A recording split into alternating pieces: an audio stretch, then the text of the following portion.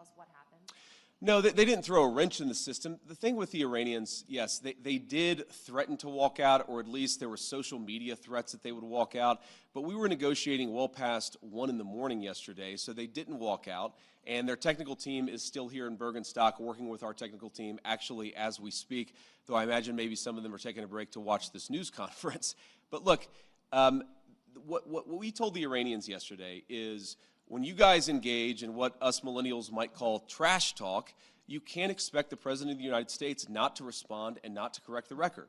So when they say things that aren't true, the President is going to respond to it. I'm going to respond to it. Americans are going to respond to it. When they make threats that aren't rooted in reality, they have to accept that the President of the United States is actually going to set the record straight. That's all that happened. So yes, there was a little bit of threatening, there was a little bit of whining, but at the end of the day, the talks continued and we made great progress. On the nuclear inspectors, when do you expect them to be welcomed into Iran? Is there a time frame that you guys are looking at? And also in terms of when we could see this entire conflict end, do you think this could end by the midterm elections? Well, look, right now the conflict is in a ceasefire, and certainly our hope is that we get to the final deal and a permanent settlement. But right now I think we've made great progress, and we should all celebrate that. In terms of when the nuclear inspectors are going to start, it's funny, we were trying to call some of the inspectors last night around 2 in the morning. As you can expect, not many people were answering their phone at 2 in the morning. I expect that will happen at the minimum this week, but we think even some of those conversations with the inspectors and with the IAEA could happen as soon as today. But I haven't checked in with our team since we made that 2 a.m. phone call to some of those inspectors. Sorry. Mr. Vice President. Thank you, Mr. Vice President.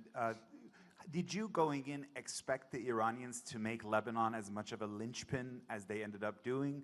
And how would you describe the progress on Lebanon? I know Mr. Araghchi said it was very good progress, but what's your characterization of it? Yeah, I would describe it as very good progress, too. I mean, look, we want a regional ceasefire, right? We want Hezbollah to stop firing at our friends in Israel. We want Israelis to be able to live in peace. We also want to make sure that, you know, when things happen, they don't spiral into a broader escalation.